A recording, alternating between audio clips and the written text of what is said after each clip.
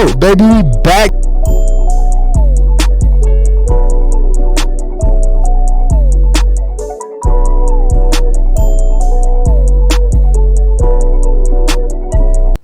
Bow, baby, we back, man.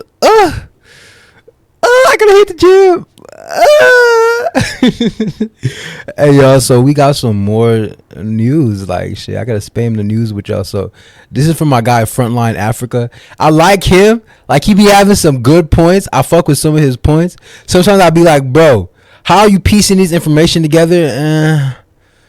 You know, but it's still love. This big homie, you dig what I'm saying? Like, you know, love. But shit, let's see what he got to say. Let's see, because he said some shit. I watched like 3 seconds and I'm like, wait, I gotta react to this shit. And we right. Let's get to it though. Word. So the French military is back again in West Africa. This is after a few months of complete military withdrawal from the West African sub-region. Officially, the reason they are giving this time around is to help Nigeria fight terrorism. And this is also because Nigeria's president, Bola Tinubu, has officially requested French assistance to combat Boko Haram and jihadist threats in the north. And on the surface, that sounds reasonable, right? It makes sense. But here is the problem. Nigeria just proved it doesn't need French help to fight anyone, because within hours of a phone call from the French president, Emmanuel Macron, Nigeria scrambled fighter jets from Lagos. Within 4 hours, those jets were conducting precision airstrikes in Benin Republic. Within 6 hours, Nigerian ground troops had crossed the border and deployed on foreign soil. The operation was flawless. It was organized and deadly. A coup attempt that honestly looked unstoppable, crushed by afternoon. Y'all see the shit I'm saying? Nigeria's by the what? The AES. France was what? Kicked out. You dig what I'm saying? France is kicked out. They use Nigeria because Timbu. Y'all saw the Neferkari video. That dude has such a close relationship with, you know, Macron. I told y'all, when one alt meets another alt, it becomes a whole alt fest. You dig what I'm saying? Alt fest. ALT abbreviated, motherfucker. So I thought it was. You dig what I'm saying though? So yeah, that joint, dog. Like we trying to go 10 steps forward. Y'all see what we talking about? Like when I say Africa's not a monolith, and when they're like, oh, Africa's soulless, I'm like, bro, look at the news right now. We got one that's trying to be fully independent and one that's still bending over on all fours. What the fuck? So when Nigeria's government is now saying it needs French help to fight Boko Haram, a terrorist group operating in caves in the Nigerian bushes, something doesn't add up. It just doesn't. The real story here is darker, and it starts with understanding what France is actually afraid of. France has just lost the Sahel to Russia. I'm talking about Mali, Burkina Faso, and Niger, because they kicked out French troops and partnered with Russia instead. They found the Alliance of Sahel States, an anti-French military bloc led by revolutionary leaders like Captain Ibrahim Traore, with a simple mission. We can't forget Gianni. We also can't forget the president from Nigeria, Mali and Nigeria. We have to include them too. Come on now. African sovereignty without. Because it was Nigeria that was like, yo, this is my uranium. No, it was Mali. Mali? Yeah. It was Mali that's like, yo, this is my shit, you hear me?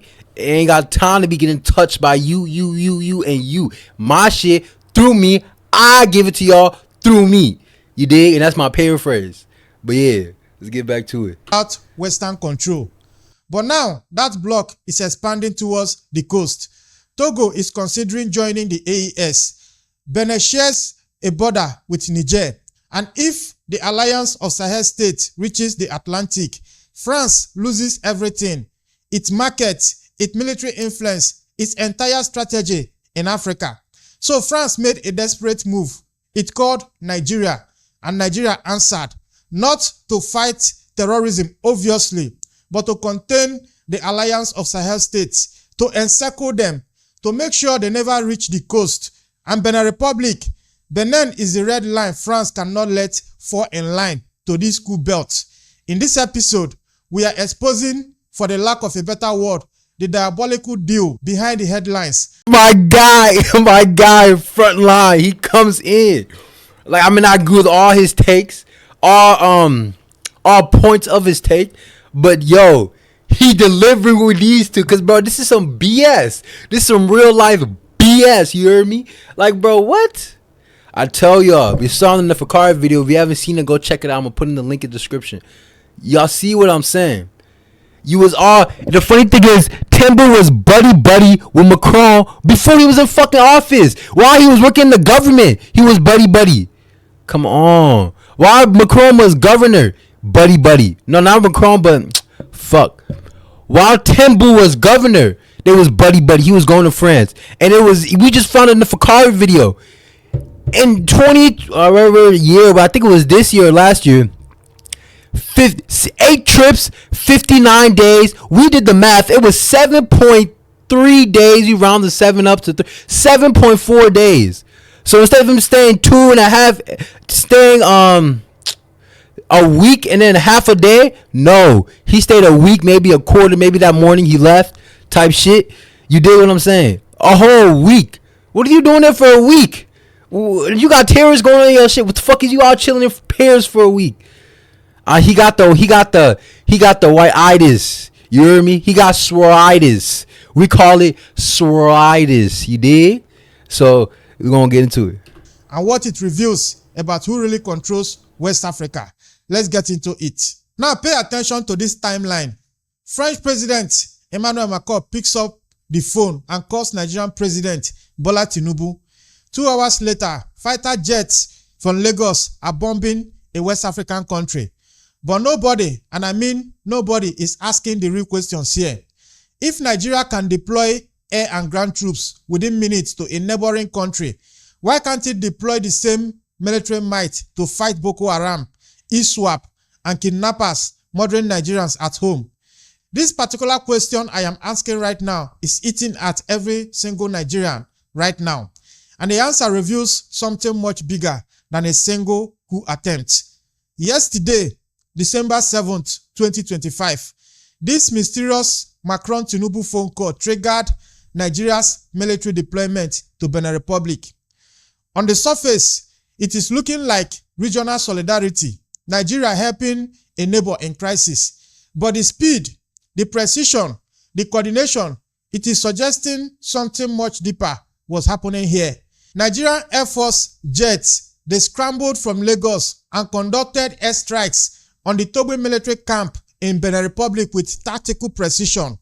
Ground forces crossed into Benin within hours. The operation was organized, deadly, and decisive. Meanwhile, and this is the part that stinks, in Nigeria's own northeast, Boko Haram and ISWAP continues kidnapping school children. My brain is thinking about, is this shit planned? So when I was telling y'all the US and them motherfuckers sponsor the terrorism, y'all like, huh? You're taking what he said out of context. Y'all acting stupid. So y'all got Air Force for that, but y'all don't got. They got intelligence. They can gather intelligence in the Benin, because we also saw that France launched a surveillance aircraft. So y'all launched a surveillance aircraft, but y'all couldn't help them by launching another surveillance aircraft, and when they needed help with their terrorists, and y'all tell me this shit is not fucking man-made. What the fuck? Executing soldiers and controlling vast territories with, or should I say, apparent impunity. JNIM, that's the Al-Qaeda affiliate, it is expanding into Nigeria's Sokoto region unchecked. Brigadier General Musa Oba was executed by jihadists back in November 2025, and hundreds of school children have been kidnapped in Niger State alone. Military outposts have been overrun 15 times. The contrast is stunning. Nigeria mobilized maximum military force for Benin's coup within hours. For its own internal terrorism crisis spanning over 15 years, resources are stretched thin. Soldiers are undertrained, and jihadists continue to overrun military positions. To understand why France made that phone call and why Nigeria answered immediately, we need to understand what France is really afraid of. and what Nigerians are really angry about right now. Now, this is the quiet part they cannot say out loud in this unholy alliance between France and Nigeria. Now, let's go back to 2022. France, at the time, commanded about 5,000 troops across West Africa and called itself the region's security anchor. Today, there are almost no French soldiers left in the Sahel. What happened? Russia won. And now France is desperate. So desperate, it is willing to sacrifice Nigerian lives to contain the consequences. France deployed Operation Barkhane for a decade with no success defeating these jihadists. In 2020, Mali's military staged a coup. By 2022, Mali's new government told France to leave. Burkina Faso followed in 2023. Let's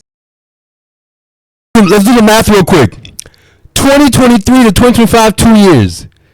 They kicked them out in 2 years, and in 2 years they finished all the terrorists. 2 years you killed all your terrorists. But France been there for 15 years and ain't did shit. Come on, make this shit make sense, man. Come on, man. And y'all think I'm saying like they not the one funding as well? They're not gonna come back and give your terrorists intel? Come on. This shit, like, how many times you gotta be bit by a snake to know it's bad for you? Get away from me. God damn it. Expelling 400 French special forces. Niger followed by expelling about 1,500 French soldiers in December 2023 after its own coup. Chad kicked out about 1,000 soldiers in January 2025. And by July this year, France handed over all its military bases in Senegal. Meanwhile, Russia moved in. The Wagner Group and African Corps took over security operations in Mali, Burkina Faso, and Niger. Russia didn't lecture them about democracy or human rights. Russia offered guns and lots of it, tactical support, and asked no questions. 3 new revolutionary governments now form the Alliance of Sahel States. They partnered with Russia, explicitly rejecting French interference. And these are not weak governments. These are revolutionary leaders. Captain Ibrahim Traore of Burkina Faso leads the charge, a soldier who fought jihadists on the front lines and decided the problem wasn't terrorism. The problem was France's neocolonialism. The AES declared they will control their own resources, reject Western economic conditions, and build African solutions to African problems. No IMF loans with crushing conditions. No CFA franc currency control by France. No foreign military bases on their own soil. This particular move they made, it terrified France. Not because France cares about jihadists. France cares about control. That is the only thing they care about in Africa. And now France is desperate. So desperate, it is using Nigeria's military to fight a war France already lost in the Sahel. But the real battle isn't over the Sahel anymore. France is willing to do whatever it takes to hold the coast and prevent the Alliance of Sahel States from expanding, even if it means Nigeria neglect its own security crisis. Now imagine this: 3 countries joining together, booting out France, partnering with Russia, and declaring they will defend each other if anyone is attacked. That is the Alliance of Sahel States, and it is Y'all see the map.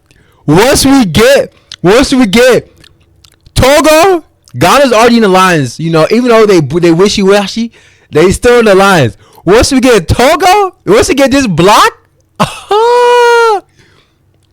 once we get Benin, plus Ghana, Togo's already gonna be trying to get in. Boy, man, they like you're talking about terrorist problems. What? We coming at John Falus, gone, Famus, Alakazam, Ramus. expanding. And that's exactly why Nigeria just abandoned, or should I say, deprioritized its war against Boko Haram to fight France's war in Benin Republic. Mali, Burkina Faso, and Niger, they formed the Alliance of Sahel States back in September 2023 with a simple mission. Did we not just did the math? 2 years. 2023 they formed, like he just stated from his own mouth. 2025 is now. Come on, baby. I'm saying the truth, and I'm saying it how it is, raw, unfiltered, how it should be. Yo, what? That's why I be saying the Nigerian folks, they got the psoriasis, okay? They got psoriasis. It's so bad. Like the serum needed for that vaccine to get rid of the psoriasis is gonna be a crazy one, but it's gonna be potent. It's gonna be stupid potent. Yeah. African sovereignty without Western interference. They have already exited ECOWAS officially back in January this year. That was a historic break from West Africa's main regional bloc.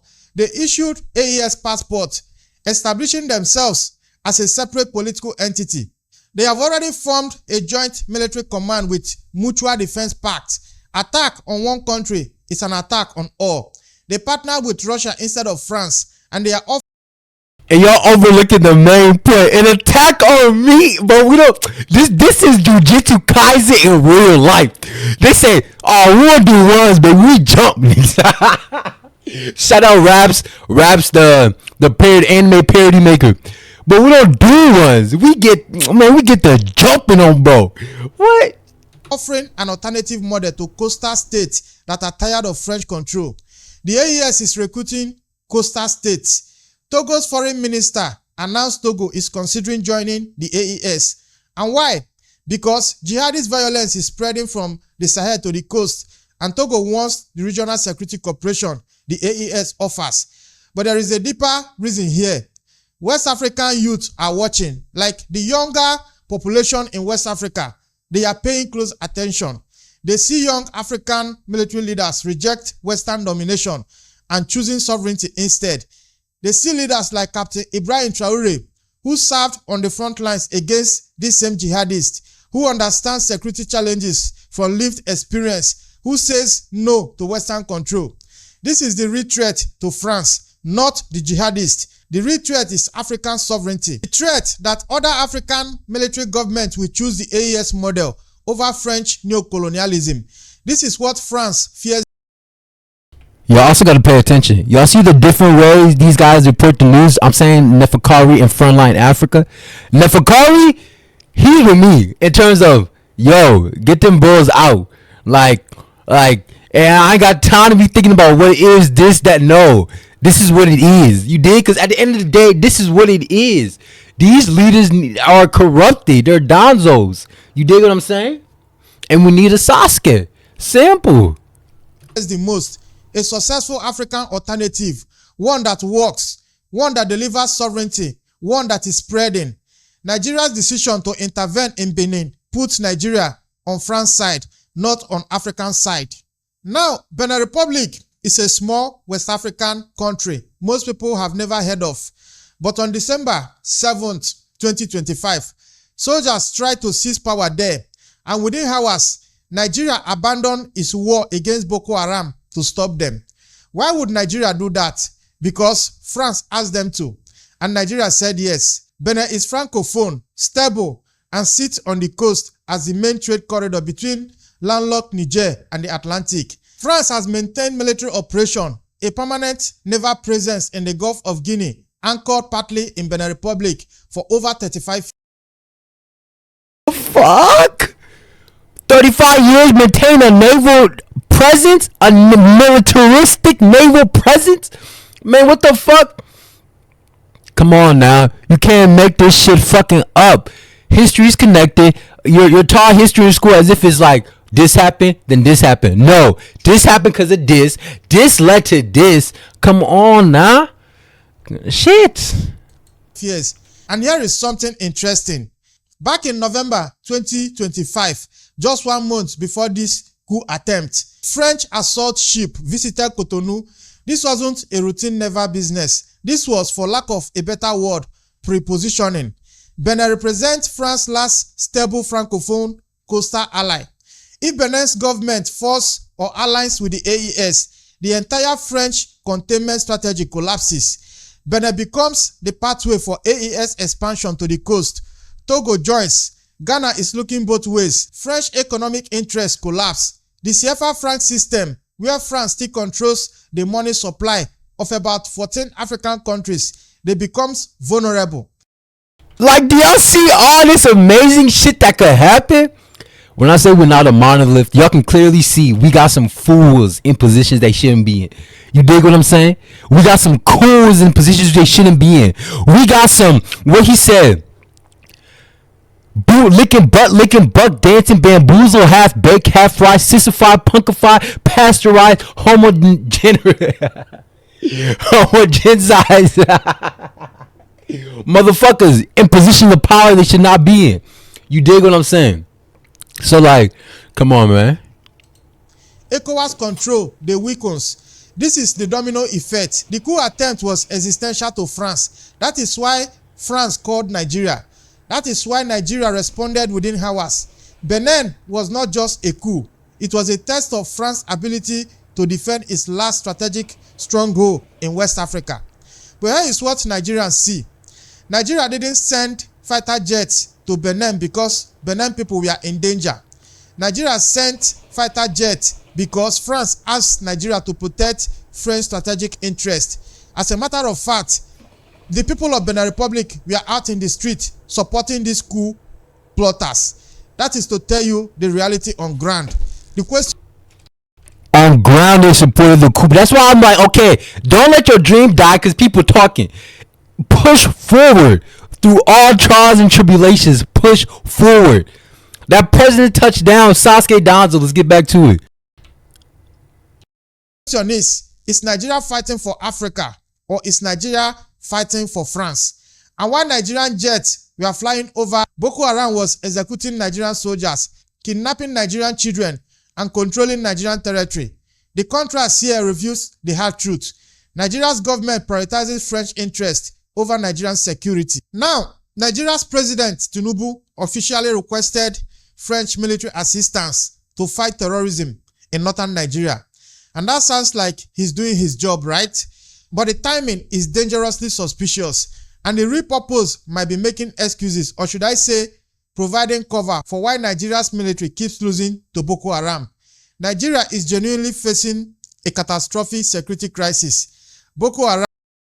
This is not a security fucking crisis no more. This is a government that is corrupted. You dig what I'm saying? Corrupted. Dog, what? Dog. Oh, man. I'm finna have a ball chatting about this, you hear me? Let's keep going, though.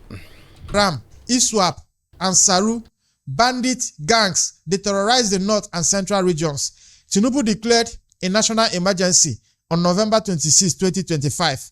But after 15 years of fighting these groups, Nigeria's military still can't defeat them. Meanwhile, the same military 15 years. You hear that? What the AES did in 2 years, 2023 to 2025, they couldn't do in 15. Oh my God. deployed fighter jets to Benin Republic within hours and conducted precision strikes. That is what Nigerians are seeing here. Nigeria can organize within 2 hours to fight a coup in another country. But after 15 years, it cannot defeat Boko Haram operating in its own backyard. Nigeria can deploy ground troops across borders, but can't rescue over 300 school children kidnapped in Niger State. Nigeria can conduct tactical airstrikes in Cotonou, but can't locate jihadist enclaves in Sambisa Forest. Tinubu's request for French help serves multiple purposes here. First, it gives France a reason to provide intelligence and coordination for Nigeria's regional interventions. AES containment, in other words, that is what it basically means. Second, it provides Tinubu with a convenient excuse for domestic security failures. We are doing our best, but terrorism is complex. International help is needed. The same Nigeria is rejecting Donald Trump from bringing his military guns ablazing to fight these same terrorists. And Nigeria is giving every excuse in the world to make sure Donald Trump does not send his military. They are saying no, there is no persecution or genocide of Christians. The terrorism is evenly spread between Christians, Muslims, and even non-religious people. But now, they are demanding and begging France to step in. Isn't something missing here? Something is not adding up here. And that is what we are looking into in this episode. Now, according to Tinubu, international help is needed. And when Tinubu says Nigeria needs French assistance fighting terrorism, he is being careful with the truth. Nigeria doesn't need foreign help to defeat Boko Haram. Nigeria has already proven it can organize, deploy, and execute military operations with precision. What Nigeria needs help with is something else, something darker, something that has nothing to do with Sambisa Forest or Boko Haram. But Nigeria's government is agreeing to be French proxy-military force while claiming it needs foreign help to fight its own terror. Man, look at this motherfucker. Dinosauric ass motherfucker. God damn it. Man.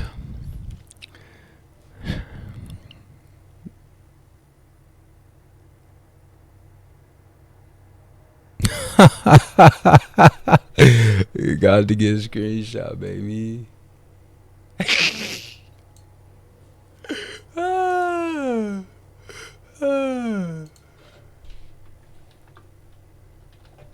I call him Timbu. Timbu, not Timbu. Timbu. You did? Yeah. Terrorism. This raises the uncomfortable question about who really controls Nigeria's military decisions. Nigeria deployed the most advanced military assets available within a very short notice. I'm talking about fighter jets, trained ground troops, coordinated airstrikes to stop a coup in Benin Republic. Meanwhile, those same assets couldn't be deployed fast enough to prevent Boko Haram from executing Nigerian soldiers, kidnapping Nigerian children, and y'all see what I'm saying? How is the U.S. gonna help? They was gonna do more corruption. Make like that's the shit a nigga be saying. A black, educated young man like myself, that is myself, be saying to y'all. What the hell? They launched fighter jets. They attacked with surgical precision, careful attacks. Everything was picked down to every T's was crossed and every O was dotted. You dig? Like, come on. Man. expanding its territory. Nigeria has the largest military in West Africa, about 143,000 active personnel. Nigeria dominates ECOWAS policy. When France needs military action, Nigeria can deliver without French visibility. And this is the genius of the arrangement, honestly.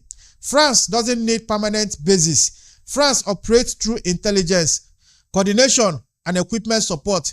Nigeria does the military work. But here is the problem. If Nigeria has this military capacity, why is it being overwhelmed by Boko Haram and bandit gangs at home? The answer is partly logistical. The answer is partly strategic. But the answer is also deeply political, or should I say geopolitical.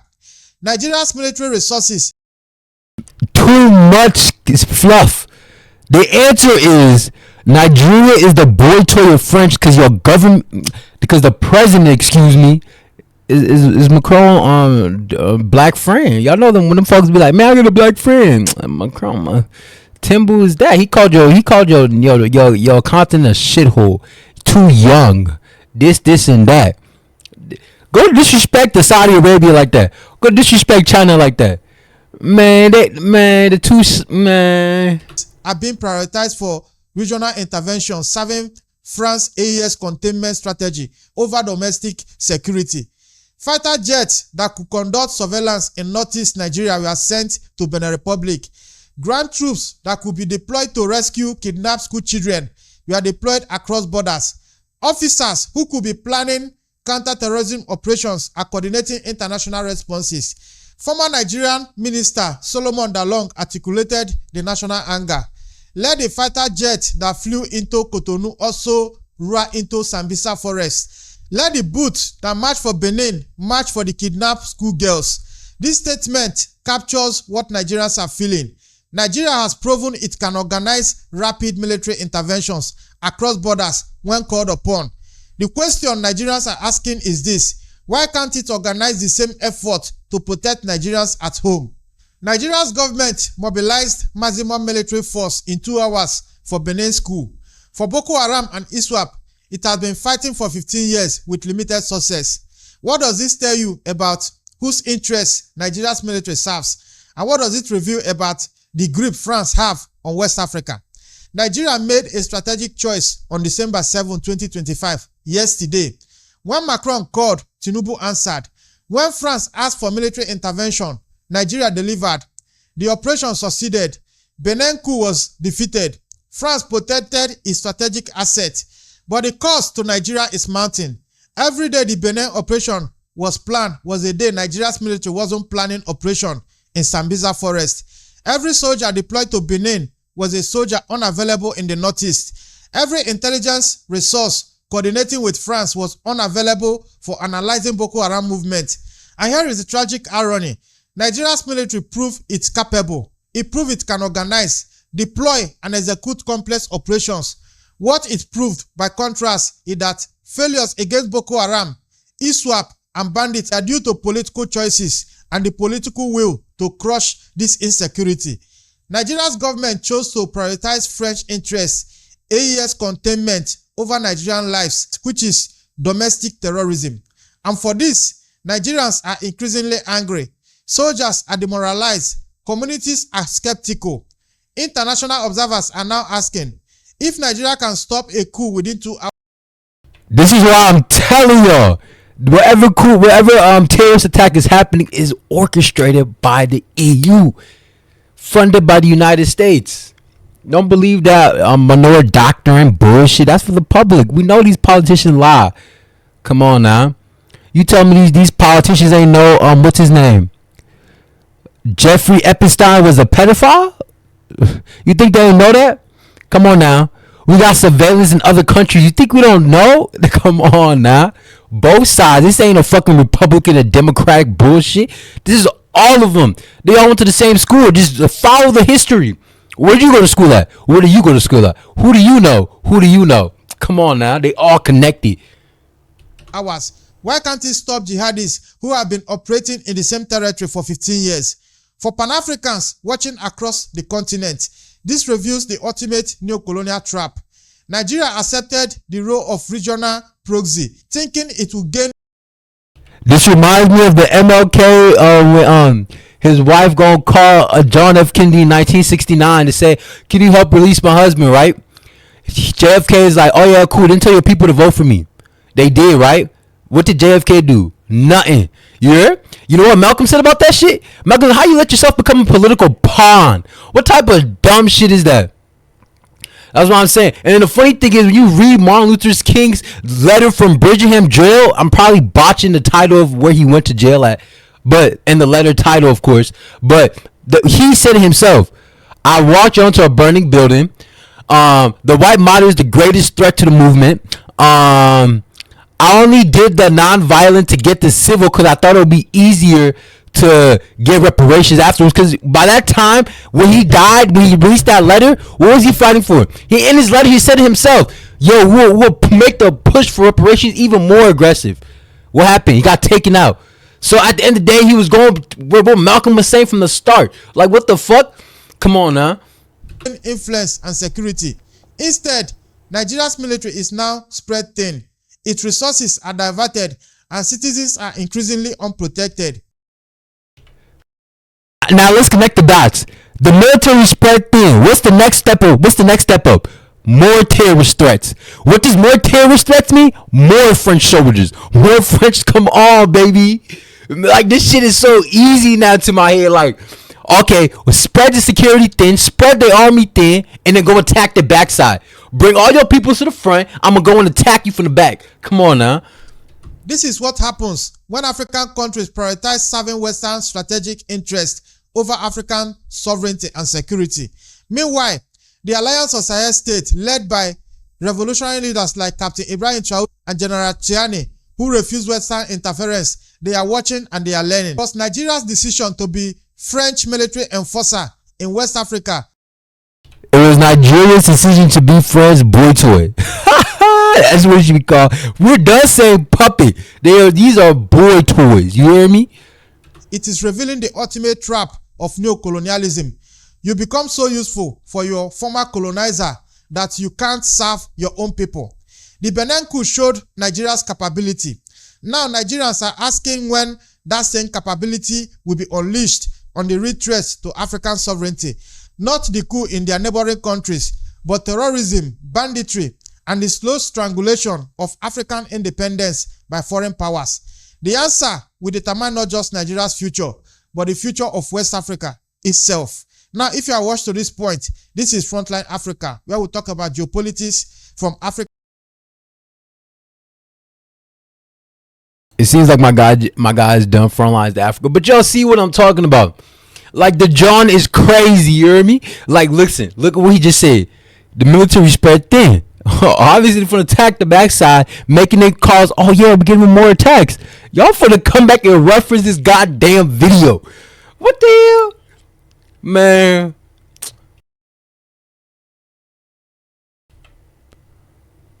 Y'all see what I'm saying? Like, this shit's crazy. This shit's mad crazy. But hey, y'all, stay dangerous, because knowledge is danger, okay?